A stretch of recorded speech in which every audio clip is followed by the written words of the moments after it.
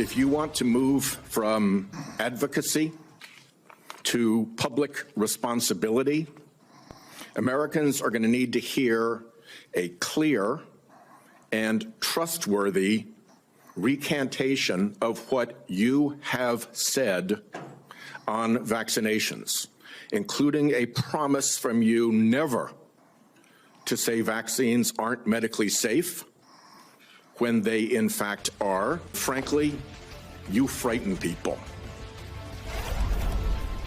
Hi again, everybody. It's 5 o'clock in New York. Quite a display on Capitol Hill today as Donald Trump's choice to be the top health official in the United States of America, Robert F. Kennedy Jr., appeared in the first of his 2 Senate confirmation hearings to lead the Department of Health and Human Services. Kennedy has stoked dangerous conspiracy theories on a range of health issues over decades, including spreading lies and skepticism about vaccines, especially the COVID vaccine. He has linked school shootings to antidepressants. He wants to take fluoride out of our water supply, and he wants to remove restrictions on raw milk. On the eve of his hearings, his cousin Caroline Kennedy sent a scathing letter to the United States Senate saying her cousin is unqualified to serve as HHS secretary, even calling him a, quote, predator. Today, RFK Jr. backtracked on his controversial past statements, his appearance essentially amounting to trying to pull a fast one on Congress. He started off denying his anti-vax positions, saying he is, quote, pro-safety and for good science. He confused the government health programs, Medicare and Medicaid, and he flip-flopped on his previously stated comments on women's reproductive health, at one point throwing the future of the abortion pill, mifepristone, into question. Watch. President Trump has made it clear to me that one of the things he is not taking a position yet on mifepristone, a detailed position, but he's made it clear to me that he wants me to look at safety issues, and I'll ask NIH and FDA to do that. Democratic Senator Maggie Hassan of New Hampshire dug in on some of Kennedy's flip-flops. Have clearly stated in the past that bodily autonomy is one of your core values. The question is, do you stand for that value or not? When was it that you decided to sell out the values you've had your whole life in order to be given power by President Trump? Senator, I agree with President Trump that every abortion is a tragedy, that we can't be a moral authority in this country. Right, but that isn't what you said back in New Hampshire in 2023. My question is exactly when did you decide to sell out your life's work and values to get this position? Senator, I agree with President Trump that every abortion is a tragedy. So what you're telling us, just to be clear, because my time is limited, is that regardless of what you believe, regardless of what values you have, if President Trump tells you to do something, you're going to do it. I think the date is sometime around when Kamala Harris didn't take his call. Now, when it comes to the role of our country's HHS secretary, that person oversees 13 different agencies, and they impact every single American. These conspiracies and about faces have real life and death consequences. Here's a remarkable exchange where Senator Michael Bennet had a lightning round of questions for this nominee. Did you say that COVID-19 was a genetically engineered bioweapon that targets black and white people but spared Ashkenazi Jews and Chinese people? I didn't say it was deliberately targeted. I just quoted an NIH-funded and NIH published study. Did you say that it targets black and white people but spared Ashkenazi Jews? I quoted a study, Your Honor. I quoted an NIH study that showed that I'll take that as a yes. I have to move on, I have to move on. Did you say that Lyme disease is highly likely a materially engineered bioweapon? I made sure I put in the highly likely. Did you say Lyme disease is a highly likely militarily engineered bioweapon? I probably did say that. Did you say that? And that's what the developer of Lyme I want all of disease our said. colleagues to hear it, Mr. Kennedy. I want them to hear it. You said yes. Did you say that exposure to pesticides causes children to become transgender? No, I never said that. Okay, I have the record that I'll give to the chairman, and he can make his judgment about what you said. Did you write in your book, and it's undeniable, that African AIDS is an entirely different disease from Western AIDS? Yes or no, Mr. Kennedy? I'm not sure if I made that. Okay, I'll give it to the chairman, Mr. Kennedy. And my final question, did you say on a podcast, and I quote, "I wouldn't leave abortion to the states. My belief is we should leave it to the woman. We shouldn't have the government involved, even if it's full term." Did you say that, Mr. Kennedy? Senator, I believe that every abortion is a tragedy. Did you say it, Mr. Kennedy? This believe matters. It doesn't matter what you come here and say that isn't true, that's not reflective of what you really believe, that you haven't said over decade after decade after decade, because unlike other jobs we're confirming around this place, this is a job where it is life and death for the kids that I used to work for in the Denver public schools and for families all over this country that are suffering from living in the richest country of the world that can't deliver basic health care and basic mental health care to them. It's too important for the games that you're playing, Mr. Kennedy. Wow. That's where we start the hour with some of our favorite experts and friends. Former White House COVID-19 response coordinator under President Joe Biden and the dean at Brown University School of Public Health, Dr. Ashish Jha, is back. Plus, president of Reproductive Freedom for All, Mini Timiraju's here.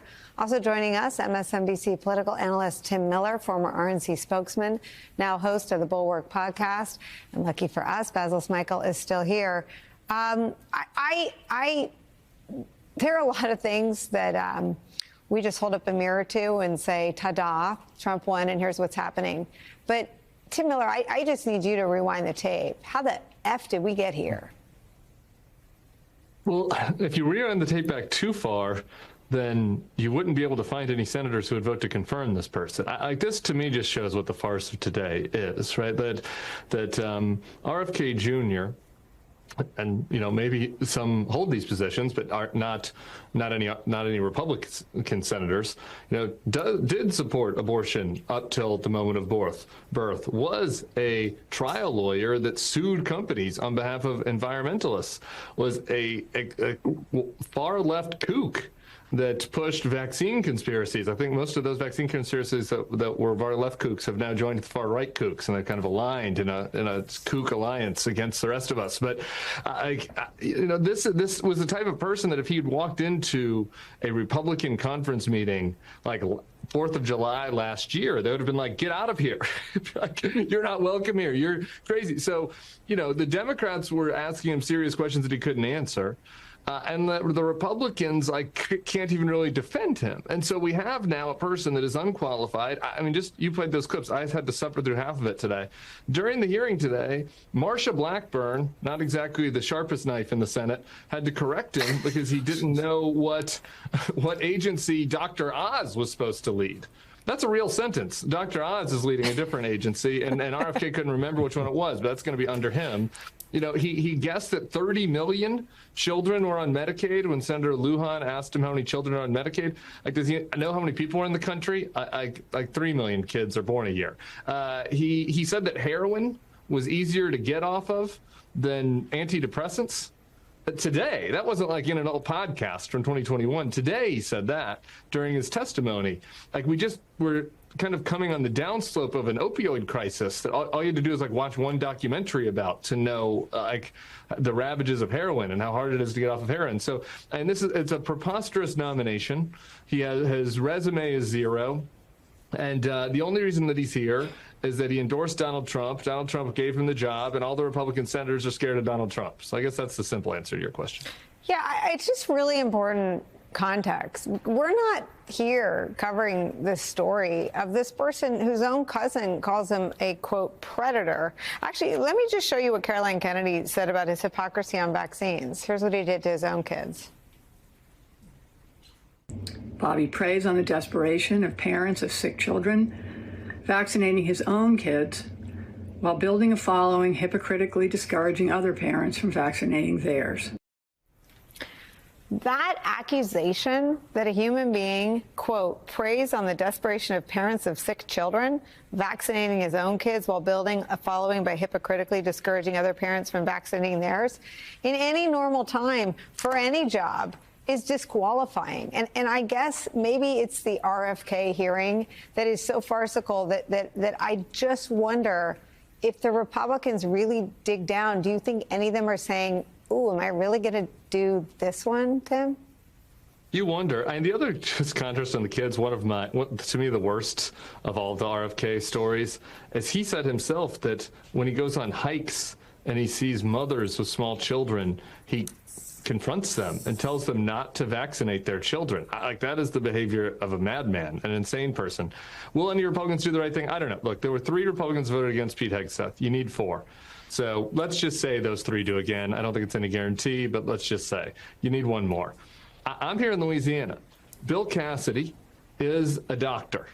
He voted to convict Donald Trump in the second impeachment. He was the only Republican on the Senate that asked kind of a modicum of serious questions today, and it wasn't so tough, but he at least asked some serious questions today.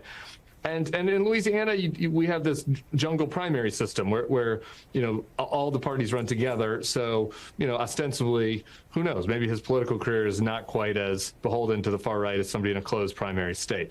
So I look at him as potentially the 4th, but it's like, have you seen anything that would make you think that somebody like Bill Cassidy is going to use this moment to show spine? I don't think so. But as somebody that's a doctor that had already voted to convict Trump, that's political career might be over anyway. He might lose a MAGA challenge anyway because of that conviction. Maybe he'd be the type of person that would do it. But I wouldn't get your hopes up. Nobody's made any money betting on these guys. Joining us now is NBC's Sahil Kapoor on Capitol Hill. Just to remind folks, this was a 2-page memo, but one that potentially impacted and froze money to as many as 2,600 programs in the federal government. There was huge pushback. What happened? That's absolutely right, Chris. This is a major turnaround for the Trump White House, rescinding this memo that went out late Monday night that caused all sorts of chaos and confusion, ordering federal government departments and agencies to freeze what could have been hundreds of billions of dollars in federal aid funding while those agencies were ordered to comply with President Trump's new executive orders. Now, in a new memo that I obtained about 45 minutes ago, the OMB has officially rescinded that Monday memo. This comes after enormous pushback from Democrats who argue that this could harm programs that their constituents rely on in red states and blue states. It has sparked some reaction already here on Capitol Hill. The rescission, that is. Senator Chuck Schumer, the Democratic minority leader, says, quote, though the Trump administration failed in this tactic, it's no secret that they will try to find another. And when they do, it will again be Senate Democrats there to call it out, fight back, and defend American families, unquote. That's Chuck Schumer taking some credit for creating the kind of noise and pushback that sparked the White House to rescind this memo. The White House tried a tactic yesterday to simply clarify the original memo, which was vaguely worded. It didn't make clear which programs were and weren't affected in terms of that federal aid freeze. One of the big questions there was Medicaid. The White House was not clear initially whether Medicaid would be part of that freeze. That's 72 million people who had health insurance who could potentially be affected. They issued a clarifying memo yesterday saying that Medicaid was not affected, but still the confusion that this has sparked across the country appeared to be enough for the White House to say simply no need for the federal aid freeze anymore. And the agencies and departments can try to comply with President Trump's executive orders without the more aggressive action of freezing aid. In a way, Chris, this is politically the first win that Democrats have had in the new Trump era. This was something that the Democrats were very united on in terms of pushing back, right in their sweet spot of saying, of trying to convey to voters that they're the party of middle-class benefits and using the government to try to protect people who need it. So next steps, Trump's executive orders remain in place. He signed a flurry of them. Now the government is going to have to try to implement them without this drastic step. And good evening from New York. I'm Ali Velshi in for Chris Hayes. If you've spent the past few weeks feeling helpless, like there was no way to stop what was coming out of the Trump White House this time around, it appears as though critics of the administration have held the line. And a radical plan to freeze government spending is on hold tonight after a major backlash. Now, this is one confusing and somewhat opaque story, which under Trump tends to be by design. But we're going to take you through what appears to have happened. It was an odyssey that started after Trump's inauguration last Monday, as he signed a slate of executive orders and memoranda targeting wokeness and diversity in the government. But how to carry out many of those orders fell to Trump's allies in the Office of Management and Budget. That's the agency that manages the day-to-day running of the federal government and disperses its money. On Monday, the OMB issued a two-page memo filled with MAGA buzzwords that appeared to bring the entire machine of government to a halt. Quote, federal agencies must temporarily pause all activities related to obligation or disbursement of all federal financial assistance and other relevant agency activities that may be implicated by the executive orders, end quote. Which sounds a lot like an order to freeze all government spending, a de facto shutdown. And why? Well, according to the memo, it was so Trump's bureaucrats could vet every dollar the government spends to find outlays that, quote, advance Marxist equity, transgenderism, and Green New Deal social engineering policies, end quote. Now, if that sounds reckless, it's because it is. It's also unconstitutional. A president cannot simply refuse to spend the money that Congress already authorized in a budget, but Republicans defended the order anyway. I think this is something that the American people will approve of. I think it's important for the president and his team to review all the money that's going out the door. Thank God President Trump actually is keeping his promise for some fiscal responsibility. We don't know where a lot of this money's going, so I think he's doing exactly what he needs to do. Let's get a handle on all this spending. Republicans tried to play down the controversy, but it didn't work. The freeze was already causing chaos and confusion among government workers and nonprofits all over the country who depend on federal funds to keep running. Local lawmakers and local organizations spend the day scrambling to try to figure out what this means for them. Also likely to get hit, services helping the area's homeless population. Shelters for women, for children, for families, for everyone. You know, the motel voucher programs, rental assistance programs, food pantries, food banks. The services that we're used to giving on a daily basis, 24 hours a day, to all of the kids who don't know where they're going to sleep that night, that gets put on pause. I spoke to one of the most conservative sheriffs in Arizona this morning, and he said, and I quote, "This is bullshit." The director of Head Start said hundreds of thousands of the nation's neediest families might lose their services. Local housing organizations warned that the freeze meant that low-income households might miss paying their rent and then face eviction. Medical researchers worried that a freeze could halt ongoing clinical trials into serious diseases. And then there was Medicaid, the federal health insurance for more than 70 million poorer Americans, roughly 1/5 of the country. Yesterday, Medicaid administrators across the country found that the portal that they used to access payments was blocked. After that fact was brought to the Trump administration's attention, the Medicaid portal suddenly started working again, and White House Press Secretary Caroline Leavitt told reporters that direct assistance to Americans would continue to flow during this freeze, but she couldn't answer direct questions about one of the biggest, most important assistance programs. Medicaid, is that affected? I gave you a list of examples: Social Security, Medicare, welfare benefits, food stamps that will not be impacted by this federal pause. I can get you the full list after this briefing from the Office of Management and Budget. I've been asked and answered about this OMB memo. There's many other topics of the day. We will continue to provide that list as it comes to fruition. Are you guaranteeing here that no individual now on Medicaid would see a cutoff because of the pause? I'll check back on that and get back to you. You could tell the Trump White House was feeling the heat from this self-made disaster. And we often forget that Donald Trump has frequently been cowed by public opinion when it turns against him. He wasn't keen on getting blamed for grandmothers and veterans and children missing their benefits. And so early this afternoon, the Trump administration seems to have reversed itself. They rescinded that OMB memo that set off the spending freeze, a move made easier by the fact that a federal judge had already halted the freeze late last night. But again, it is unconstitutional, as Trump tried to clean up the mess that his own orders had made. As was explicitly stated, this in no way affected Social Security, Medicare, Medicaid, or other entitlements that Americans depend on. I'm restating right now to correct any confusion that the media has purposely and somehow, for whatever reason, created. Social Security, Medicare, Medicaid have not been affected by any action we're taking in any way, shape, or form. All right, do not miss what happened here. A widespread backlash from politicians, but also from activists, from nonprofits, from lawyers, from everyday Americans forced this reversal.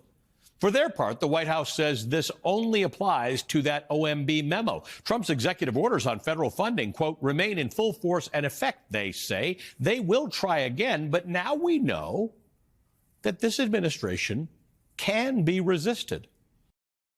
Defense Secretary Pete Hegseth has revoked the security clearance and former personal security detail for retired four-star Army general and former Chairman of the Joint Chiefs of Staff, Mark Milley.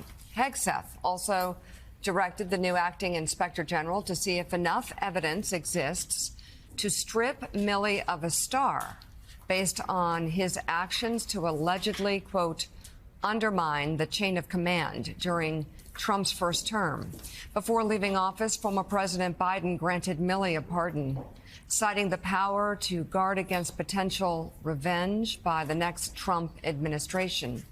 Milley is the latest to have security protections taken away, following Dr. Anthony Fauci, former National Security Advisor John Bolton, and former Secretary of State Mike Pompeo. Each of them has received death threats over the course of their service to the country. Well, and like Jonathan Lemire, like John Bolton, like Pompeo, like Brian Hook, Milley also at risk of being a target of Iranian hit squads. Yeah, he is. There are legitimate threats to General Mark Milley. He has told friends about them, concerned about overseas threats, also concerned about threats coming from Trump supporters, because Donald Trump has vilified him for so long. And it's now worth reviewing retired General Milley's distinguished service to this country. According to the Associated Press, Milley has extensive combat experience. He was deployed as part of Operation Iraqi Freedom, which began with the 2003 invasion of Iraq, and Operation Enduring Freedom in Afghanistan, which, of course, was a response to the September 11th terrorist attacks. Milley's other deployments include assignments in Egypt, Panama, Haiti, Bosnia-Herzegovina. He has extensive service in Iraq and Afghanistan. During his more than 40-year military career, Milley has also been involved with operations that have been seen as United States successes. For example, he was part of Operation Just Cause, which restored the democratically elected government of Panama, and Operation Uphold Democracy, which brought back democratic rule in Haiti. He is one of the most decorated soldiers of his generation.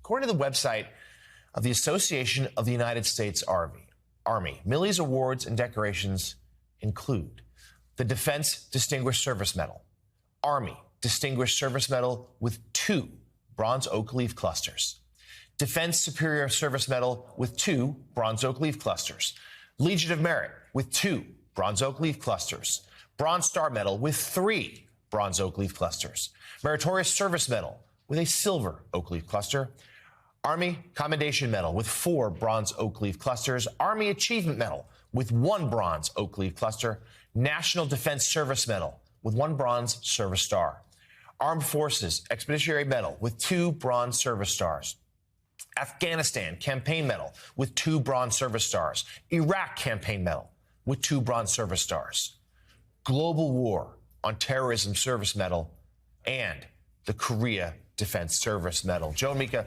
we wanted to take a minute here, a couple of minutes, and read through all of that just to really underscore the service that General Milley has paid for this nation. And now, because he has run afoul of Donald Trump, losing a security detail that would help keep him safe going forward. Yeah, one of the many lies that were spread about him through the years been that he didn't see combat experience, which is, of course, preposterous. He's seen combat experience across the globe, and again, one of the most highly decorated soldiers of our generation. Mike Barnicle, it will be interesting to see what is said by those who served alongside him, with other generals that have known him, like James Mattis, other people that served with him in the cabinet. I'm sure Mark Esper will speak out because this attack on General Milley, of course, comes from a Secretary of Defense now who claimed he was going to get politics out of the military and was going to focus on readiness and creating a warrior culture.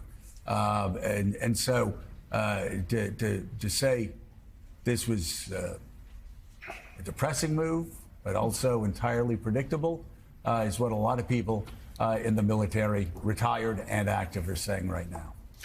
Joe, they can take away General Milley's security detail, and they can threaten him with an Inspector General's report and assessment of his behavior as chairman of the Joint Chiefs of Staff. But they cannot ever take away the general's honor. He is an honorable man. He served honorably, and in his highest moment of honor, outside of his commitment to the United States on the field of battle in Afghanistan and Iraq, his highest honor ought to be attributed to him for the resignation letter that he wrote to Donald J. Trump when Trump was in office from 2016 to 2020. Basically, General Milley apologizing for succumbing momentarily to Donald Trump's lust for ego and politics. And now to see General Milley being attacked by, and I hesitate to even use the phrase, the Secretary of Defense, Pete Hegseth, someone who has no idea of what the word honor means, and he's proven it in the past. But to come under attack from Pete Hegseth and the Trump administration is beyond outrageous. It's obscene. So it's worth reminding people what his offense was. Why is Donald Trump mad at General Milley? There are a couple things that annoy Donald Trump. Number one, General Milley quickly apologized after Lafayette Square was cleared in June of 2020, so Donald Trump could have the photo op in front of the church where he held the Bible. Apologized, said I shouldn't have been there. I didn't know what we were doing when we left the White House. And then, after the attack on the Capitol, January 6th of 2021, he was calling around allies, like the chairman of the Joint Chiefs should do. Following orders, allies and adversaries, China included, and saying, we are fine, we are safe. Yep. There's no nuclear threat. We have the codes. This is what you do following orders through the chain of command. And that annoyed Donald Trump that he didn't rally to his side as his supporters were attacking the Capitol, for which they were later convicted and now released from prison by Donald Trump. You know how many times that happens? Yeah. How many times that has happened when there are difficult domestic problems? How many times that happened during Watergate? How many times that Henry Kissinger constantly calling around saying, everything's fine. Yeah. We're going to be fine. Dr. Brzezinski at times calling around allies and adversaries saying, we're fine. No need to. I mean, for Donald Trump supporters to call that treasonous shows how little they have read history, because this is what Secretary of Defense's national security advisors, I bet Jake Sullivan did it 20 times. I bet Dr. Brzezinski did it 20 times. I bet Brent Scowcroft did it 20 times. This is what these people do. Yep. They talk to, say, hey, everything's fine. Things are a little crazy right now over here, but no worries. And the new White House press secretary yesterday in her first briefing was flippant when asked, will the president take responsibility if something happens now to General Milley? He doesn't have security anymore. He needs it because of the threats, because of everything Donald Trump and others have said about him. I don't have her exact quote, so I don't want to misquote her, but they didn't express a great deal of concern. Also, what he did for Donald Trump, what John Bolton did for Donald Trump, what Brian Hook did for Donald Trump, what Mike Pompeo did for Donald Trump when Soleimani was killed. Yep. Okay. Tech stocks in the U.S. have proven very volatile, with a big slide this week, then a bit of a bounce back. Some of this relates to fears about Chinese AI competition that might outstrip what American companies have done. And it comes amidst Donald Trump's embrace of tech billionaires. Oracle CEO Larry Ellison, for example, was at a big White House event in week 1, but then went on to lose over $20 billion in that stock slide I mentioned, at least on paper. Losing $20 billion in a day is a good sign you have a ton of money. Meanwhile, new reporting on Elon Musk trying to take his Twitter game plan and apply it to the entire federal government. He has stormed into Washington. The New York Times reporting that Musk shows up in person at these agencies and is trying to sort of Twitterfy the federal government, installing some of the very same executives who all ultimately cut not a third or half, but actually 80% of that company's staff. Millions of federal workers received an unusual offer this week that, again, like so much that we're covering, might be part messaging, part bluster, given the rules on federal workforces, but also can matter. They were told in language eerily reminiscent of Twitter layoffs that they'd reached a, quote, fork in the road, and they were being encouraged to resign and get some longer payment through about the fall if they did. Indeed, it was the same, quote, subject line must use, according to the Times, in those Twitter layoffs. Now, researchers reported that cutting that much staff, while it certainly saved money, came with costs. And a tech company is way simpler than the entire federal government. But just to lay this out, according to the Times reporting, hate speech surged. The company lost billions, even amidst saving money on the employees. Musk has told staff, as of now, with all of his changes, quote, we're barely breaking even, and it's a dire situation for revenue. So this management style, the Times reports, is now being tried, at least on parts of the federal government, and that could lead to hardship. We have to reduce spending to live within our means.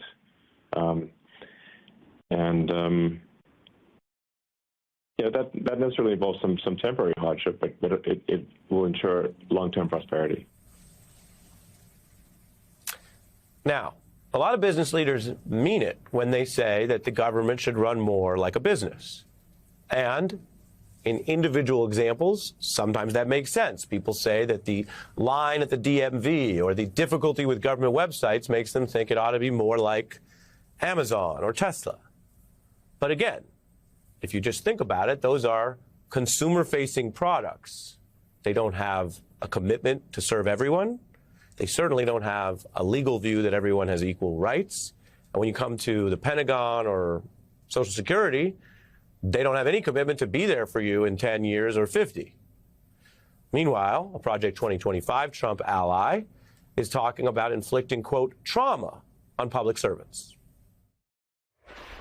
We want the bureaucrats to be traumatically affected. We want, when they wake up in the morning, we want them to not want to go to work because they are increasingly viewed as the villains. We want their funding to be shut down so that the EPA can't do all of the rules against our energy industry because they have no bandwidth financially to do so. We want to put them in trauma. Put them in, quote, trauma, make sure they have no financial bandwidth. That sounds like making people broke. And you heard a lot of they, us and them, we and they, but that individual and others are still taking a taxpayer paycheck from you. So they're taking your taxpayer money and then talking about they cut the money for other people, cut the jobs for other people, as long as it's not, you know, the new Trump people. Now, while they're flexing the power over the government, there is also a lot of business conflicts here. Musk's advisory group is named after a type of crypto that he owns. I've told you this before. He keeps trying to trick people into saying the name. I don't need to say it to refer to the group, but a lot of outlets, newspapers are doing so, and every time they do, he's getting free promotion of his dog crypto that he owns. Trump launched his own crypto going into his first day in office, and it could be used to buy other Trump products, merchandise. Trump's media company today expanding more into cryptocurrencies. Trump's family members also launching them. He previously called crypto a scam. And keep in mind, there's still governing to be done. Trump just signed an order about banking services for crypto companies being protected. We have an incoming president here, brand new in his second term, using his power over an industry that he's now profiting from to the tune of billions. And I know everyone is a little skeptical when we hear about things being unprecedented, but this level of grift is unprecedented in scope and scale, partly because the tech tools are so vast, and partly because past presidents did not choose to do this, even if it might have been technically legal. We didn't see the past Democratic president, Joe Biden, try to launch a crypto coin, which, if Trump's is any indication, is a way that presidents can pocket a lot of money. The kinds of grift that have sparked outrage in Trump's first term are now seen as some sort of norm from his allies. House Republicans did the winter retreat directly at a Trump golf course. The Post describes it as a politicized windfall. Speaker Johnson touting it. I want to welcome you to Doral International, Trump's fantastic property. We have it all in Doral. And the city of Doral, a lot of people don't realize, one of the most successful cities in the world. It might sound like an ad. It might be an ad.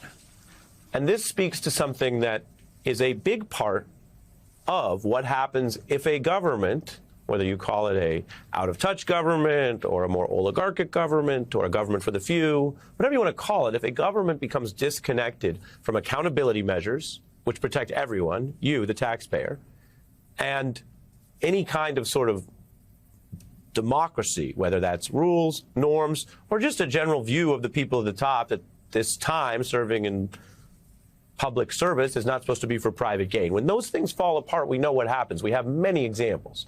And this is not a red MAGA thing. We've seen this all over the world. There's someone who I've worked with here that you probably know. So she is our colleague, but she's made a lot of evidence-based arguments on this. Rachel Maddow has been covering this, including from an international perspective. And she's written books that track this history.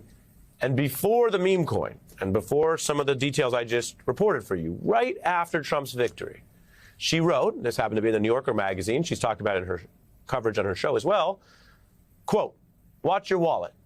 If history's a guide, it might be worth remembering America's most ambitious and accomplished demagogues have also been crooks."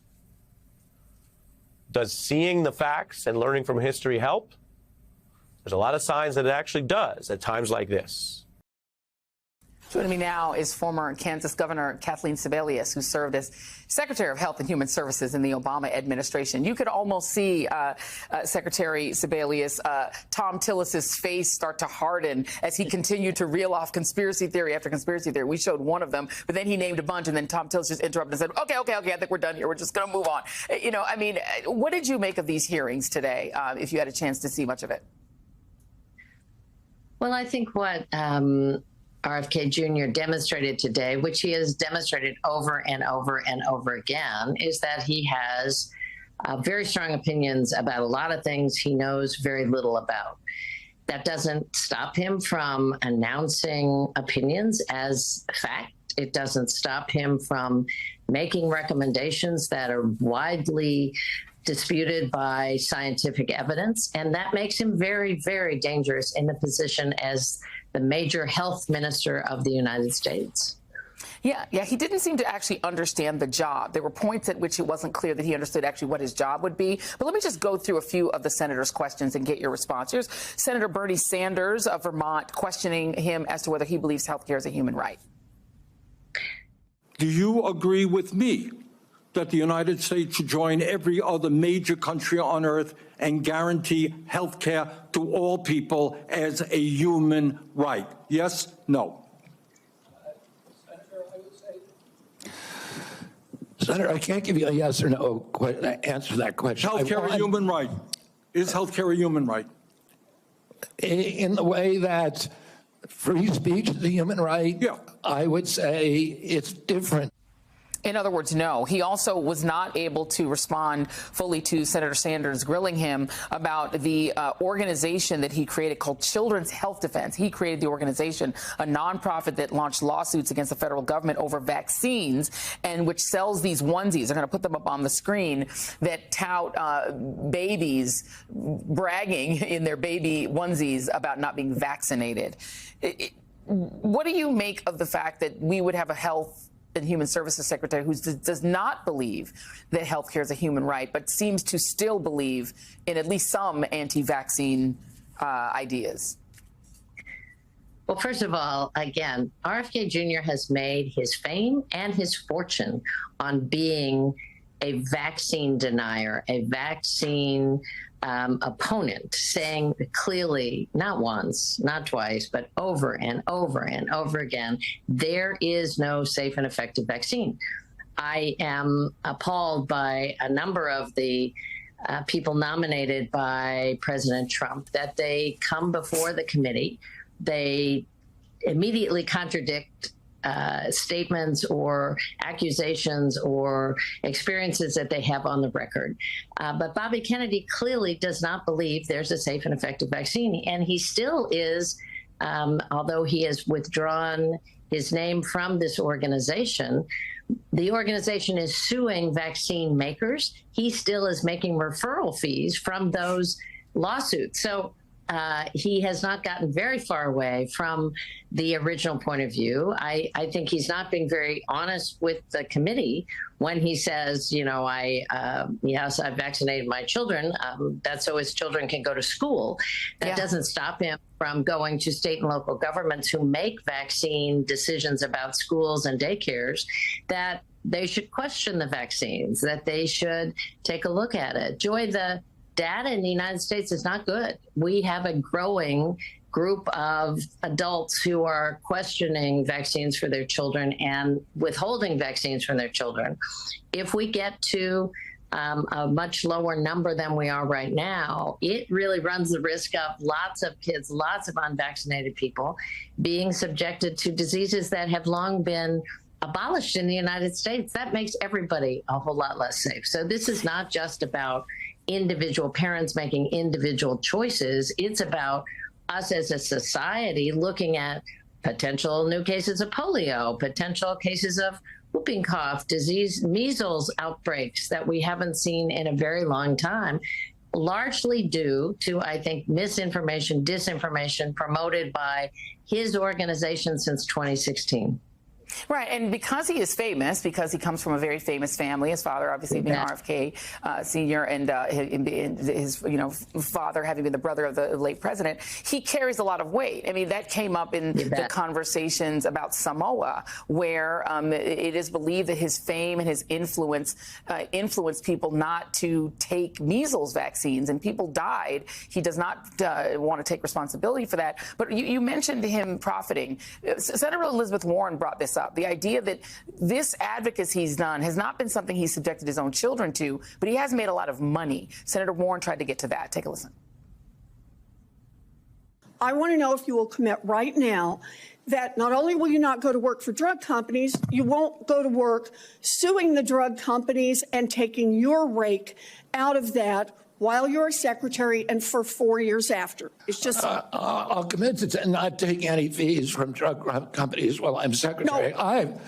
I'm asking about fees from suing drug companies. Will you agree not to do that? You're asking me to not sue drug companies? No, I'm asking you to commit right now that you will not take a financial stake in every one of those lawsuits so that what you do as secretary will also benefit you financially down the line. I'll comply with all the ethical guidelines. That's not the question. And the point being that his influence as HHS secretary could be phenomenal in terms of weighing in on decisions regarding things like mifepristone, which is something that's already been subject to lawsuits, whether or not new COVID vaccines could come out. I mean, there's a lot of opportunities. And this is somebody who, as Senator Warnock pointed out in his questioning, has compared the Centers for Disease Control to the Nazi death camps and to, the attacks of sexual attacks on children. Like he's very known for his positions, and now he would be in a position to take positions as HHS secretary that could financially benefit him? Well, not only the financial benefit, and clearly he won't answer Senator Warren. No. He will continue to accept contingency fees. He's already been paid, according to the public statements that I read, over $800,000 for referral fees. He said, I won't personally try the cases. Well, clearly that would be illegal as secretary, but he will continue to take the fees associated with those cases. But Joy, he couldn't answer basic questions about what is Medicare, what is Medicaid.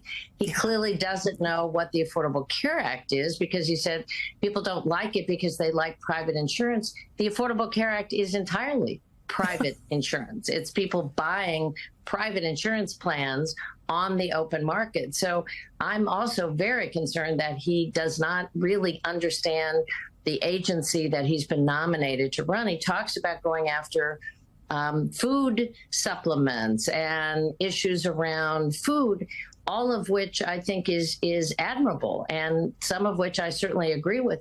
Most of that policy is in the Ag Department, not in Health and Human Services. So maybe he's been nominated for the wrong cabinet post. I'm not quite sure, but he doesn't understand this cabinet post very well, and the positions that he has are terrifying. That, I think, was very clear. He seemed to be a bit of a fish out of water. Former HHS Secretary Kathleen Sebelius, thank you.